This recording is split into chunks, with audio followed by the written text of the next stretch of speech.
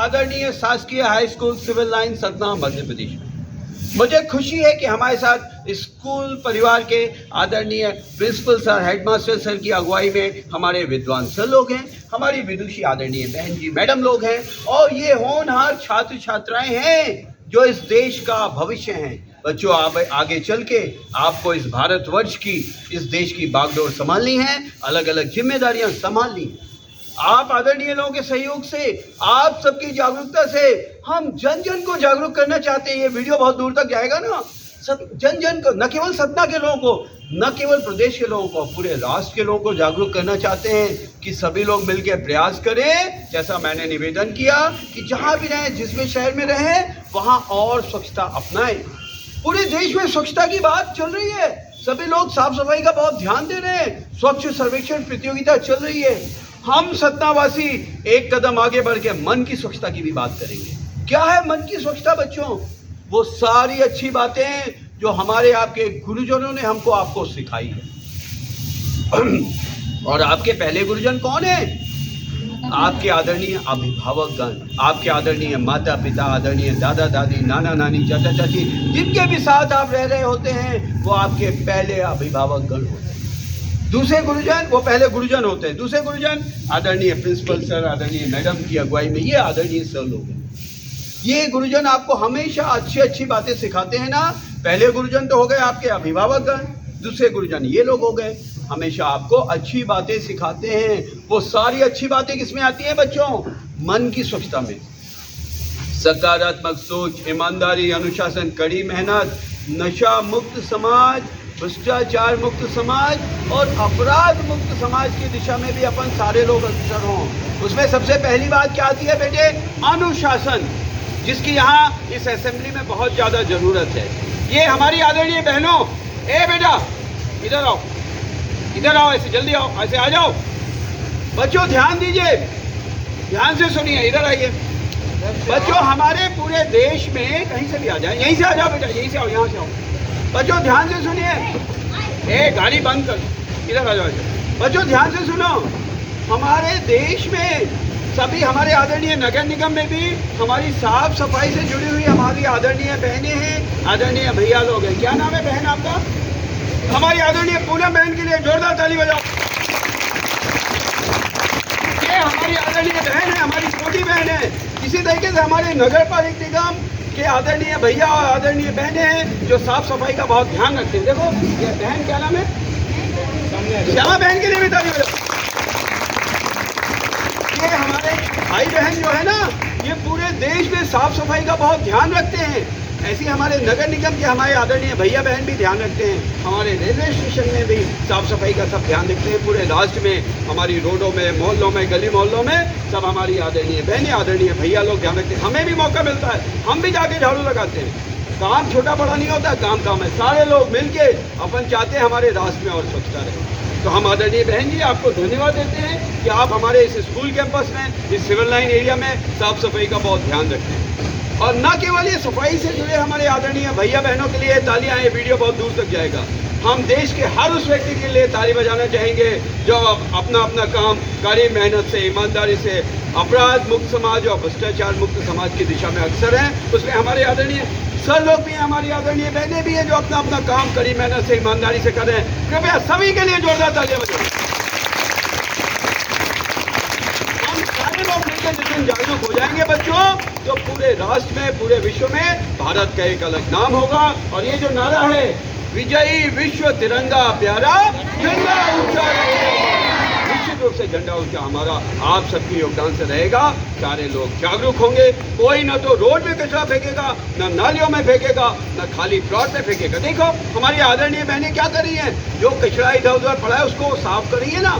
जब अपन रोड में कचरा फेंकेंगे ही नहीं, नालियों में कचरा फेंकेंगे नहीं, खाली प्लॉट में कचरा फेंकेंगे नहीं, कचरा सिर्फ किसको देंगे? सिर्फ कचरा मांगने वाली गाड़ी को ही देंगे, तो निश्चित रूप से बहुत स्वच्छता रहेगी। और बहन जी अब आप अपने काम करेंगे और सभी लोग मिलकर प्रयास करें कि सतना में क्या अपनाएं? 4R अपनाएं। कचरे को 4 हिस्से में बांटा था, मैंने आपको बता दिया ना। गीला कचरा अलग, सूखा कचरा अलग, घरेलू हानिकारक कचरा अलग और सैनिटरी नैपकिन डायपर अलग करके कचरा किसको देना है? सिर्फ कचरा मांगने वाली गाड़ी को देना है।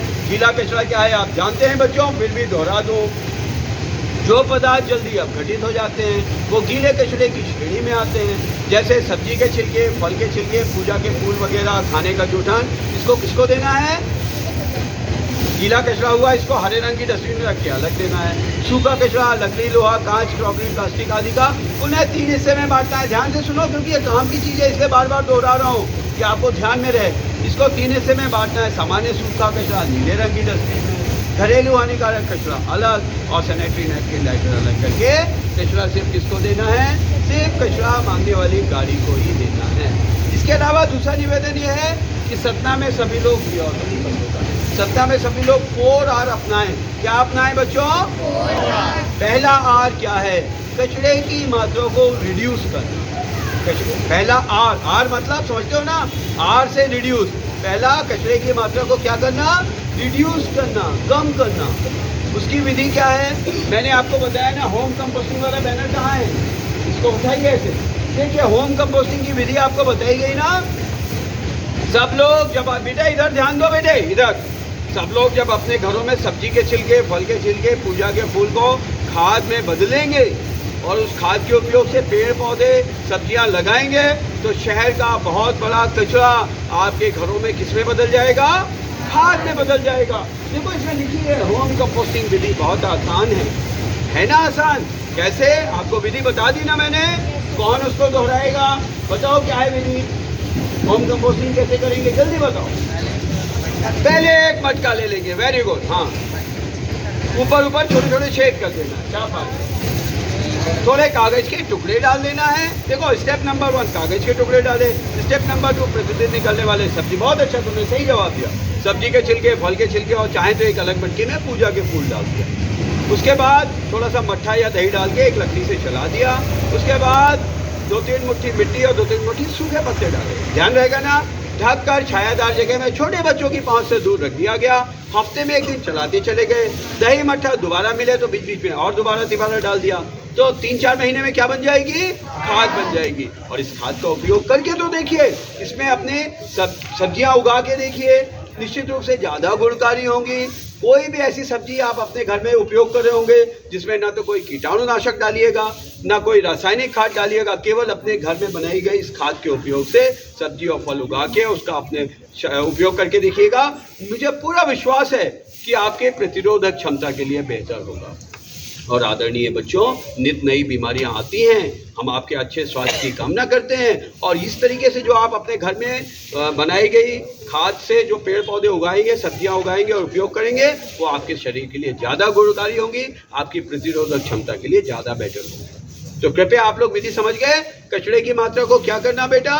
रिड्यूस करना, कम करना। उसके लिए होम कंपोस्टिंग। जब हर घर में, हमारे आदरणीय सर के यहाँ, सर आपके घर में भी होम कंपोस्टिंग, रुकिए आप बैठिए अभी 2 मिनट, सुनिए ध्यान से सुनिए। आपके घर में जब इस तरीके की विधियां होंगी, सर आप होम कंपोस्टिंग की विधि समझ गए? घड़ा लिया आपने, उसमें ऊपर सिंह साहब बेटा के हैं आप, ऊपर छोटे छोटे छेद कर दिए गए। उसके बाद इसमें सब्जी के छिलके, फल के, सर की फोटो हम लोग मंगाएंगे, अपने वरिष्ठ कार्यालय को भेजेंगे। क्या शुभ नाम है सर आपका? केपी सिंह जी। केपी सिंह जी आपके लिए एक अनुकरणीय फोटो भेजेंगे घड़े के साथ, आपका जो ग्रुप होगा, और सब लोग वैसे ही उसकी नकल उतारिएगा, सब लोग ऐसे ही होम कंपोस्टिंग करिएगा। और सर मैं आदरणीय प्रिंसिपल सर से रिक्वेस्ट करूंगा, आपके यहाँ जो लोग होम कंपोस्टिंग कर रहे होंगे वो सारी फोटो आप हमको भेजेंगे, हम अपने वरिष्ठ कार्यालय को। इस समय नीरव दीक्षित जी अपने डीओ साहब है ना, तो उनसे भी हमने रिक्वेस्ट किया हुआ है, वो भी इस प्रोग्राम में थे। एक प्रोग्राम में सबसे रिक्वेस्ट किया है कि आप लोग, और सभी आदरणीय विद्वान शिक्षकों से अनुरोध है, विदुषी हमारी बहनों से अनुरोध है कि आप लोग होम कंपोस्टिंग घड़े के साथ अपनी फोटो तो भेजे ही, इन होनहार छात्र छात्राओं से भी अनुरोध करें कि वो अपने घरों में अपने मम्मी पापा के साथ फोटो क्लिक कर लें घड़े के साथ और वो फोटो भेजें। तो अपन पूरे देश में एक बेहतर स्वच्छता का माहौल बनाना चाहते हैं बच्चों, और तन के साथ साथ सब लोग क्या अपनाएंगे? मन की स्वच्छता। मन की स्वच्छता समझ गए ना, जहाँ थोड़ी सी और मेहनत की जरूरत है बच्चों। कहीं भी कभी भी बेरोजगारी नहीं होगी। सर लोगों को बुला के एक नहीं 1000 स्कूल वाले बोलेंगे सर रिटायर हो गए, आइए हमारे स्कूल को ज्वाइन कर लीजिए, आप हमारे स्कूल में पढ़ा दीजिए, आप जैसे शिक्षकों की ज़रूरत है, क्योंकि आप बहुत अच्छे से पढ़ाते हैं, बहुत अच्छा अनुशासन मेंटेन करते हैं, बहुत अच्छा उदाहरण प्रस्तुत करते हैं। जहाँ भी रहें बच्चों, Why not to set an example in front of others? क्यों ना दूसरों के सामने एक अनुकरणीय उदाहरण प्रस्तुत करने का प्रयास करें। जो भी काम कर रहे हो बच्चे, इधर देखो बेटे, जो भी काम कर रहे हो, चाहे असेंबली में बैठ के बातें सुन रहे हो, चाहे आप टीचर्स की तरह कुछ ज्ञान दे रहे हो बच्चों को, जो भी काम करिए थोड़ा सा और अच्छे से करके तो देखिए। कभी भी बेरोजगारी नहीं होगी। आपको बुला बुला के लोग कार्य देंगे कि आपके बिना तो हमारा काम ही नहीं चलेगा। आइए, आप जो भी काम करते हैं उसको हमारे यहाँ ज्वाइन करिए और अच्छा काम करिए। आपके दम पे और लोग और बच्चों को और पढ़ने पढ़ाने को मिलेगा और कुछ ज्ञान अर्जन करने को मिलेगा। तो मेरा अनुरोध बार बार यही है कि तन के साथ सभी लोग मन की स्वच्छता अपनाएं, सकारात्मक सोच, ईमानदारी, अनुशासन, कड़ी मेहनत तो अपन सारे लोग करते ही आए हैं। नशा मुक्त समाज, भ्रष्टाचार मुक्त समाज और अपराध मुक्त समाज की भी दिशा में अपन सारे लोग अग्रसर। मैंने पहला आर क्या बताया सर? कचरे की मात्रा को क्या करना है सर? सर सिंह साहब, कचरे की मात्रा को पहला आर क्या था? रिड्यूस करना, जो अपन कर रहे हैं होम कंपोस्टिंग के माध्यम से। दूसरा आर क्या है? कचरे की मात्रा को रीयूज करना। बच्चों, सिंह साहब मैं अनुरोध करूंगा आप लोगों से, साल में एक दिन, महीने में एक दिन, गर्ग सर कृपया यहाँ एक नेकी की दीवार बना लें। हमने सारे स्कूलों से निवेदन किया है, सभी धर्मावलंबियों से निवेदन किया। इधर पीछे, इधर ध्यान दो, नेकी की दीवार सिंह साहब आप बेटा में भी बना लीजिए, अपने गांव में भी। साल में एक दिन, महीने में एक दिन, जैसी आपकी सुविधा हो, अच्छी हालत का पुराना सामान दूसरों के इस्तेमाल के लिए। मैं एक लिस्ट बनाना चाहता हूँ। मैं इस दुनिया से जाने के पहले मैंने क्या क्या अच्छे काम किए। बच्चों, आपसे भी अनुरोध करेंगे कि अपन वाई ऐसा कुछ एक लिस्ट बनाइए। सर आपने क्या क्या अच्छे काम किए। सर लोग तो नित नए अच्छे काम करते हैं, बच्चों को अच्छे से ज्ञान दे रहे हैं। ऐसी जो भी अच्छे काम कर रहे हैं उनकी एक लिस्ट आप लोग बनाएं। उनमें है एक नेकी की दीवार, अच्छी हालत का पुराना सामान, परोपकार के भाव से दूसरों के लिए अपन छोड़ दें। आपके यहाँ त्योहार में साफ सफाई पुताई होती है ना? जब भी सफाई हो पुताई हो, अच्छी हालत के 5 या 10 सामान उठाइए। आप अगली क्लास में गए, पुरानी क्लास की किताबें आपको दान करनी है, लेते आइए। हमारे सिंह साहब को लगा कि नहीं मुझे अब ये शर्ट दान करना है, मुझे लगा मुझे ये बॉटल दान करनी है। अच्छी हालत का पुराना सामान मैं सर आपको सुझाव दूंगा, मैडम आपको सुझाव दूंगा कि सब लोग साल में एक दिन, किसी भी, जैसे दिवाली के समय अक्सर अपन लोग ज़्यादातर सफाई वगैरह होती है, जो भी त्यौहार है, अच्छी हालत के 5-5 सामान सारे लोग लेके आइए और 5-5 सामान लेके भी जाइए। अमीर गरीब का कोई भाव नहीं है। इधर बेटा, इधर ध्यान दो, कोई बड़े छोटे के भाव नहीं है। 5-5 सामान में एक सुझाव दूंगा सर। 5-5 सामान सर भी ले आए। सर ने अपनी दोनों पेनें वहाँ रख दी कि मुझे दूसरों को देना है। मैंने अपनी बॉटल रख दी, सर ने भी कुछ रख दिया। इस तरीके से रख दिया, 5-5 सामान रख दिया और अपना सामान ना उठा के दूसरे का सामान 5 लेके चले गए। थोड़ी देर में पूरा खाली हो जाएगा।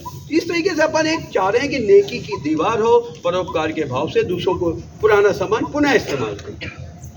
हमने आदरणीय नगर पालिक निगम सतना ने बर्तन बैंक की स्थापना की है। आप आइए, आपको निःशुल्क वहाँ से बर्तन मिलेंगे। अपना कार्यक्रम करिए और उसके बाद वहाँ पे बर्तन लौटा दीजिए। बेटा, एक सामान्य सी शर्त है कि जहाँ पे वो कहाँ गया बैनर, उठाओ बेटे, देखो उसमें लिखा है सिंगल यूज प्लास्टिक जानलेवा है। अपन सिंगल यूज प्लास्टिक का इस्तेमाल ना करें। बस उसमें एक ये सर के पास है ये बैनर, सर इसको उठाइए। सिंगल यूज प्लास्टिक का इस्तेमाल अपन लोग नहीं करें। सिंह साहब ने लिया हुआ है कि जो ये सिंगल यूज प्लास्टिक है बच्चों, नहीं समझिए, नहीं सिंह साहब, ना इसको ऐसे ही रहने दीजिए, ऐसे रहने दीजिए। इसका उपयोग है, ये मैसेज है बच्चों।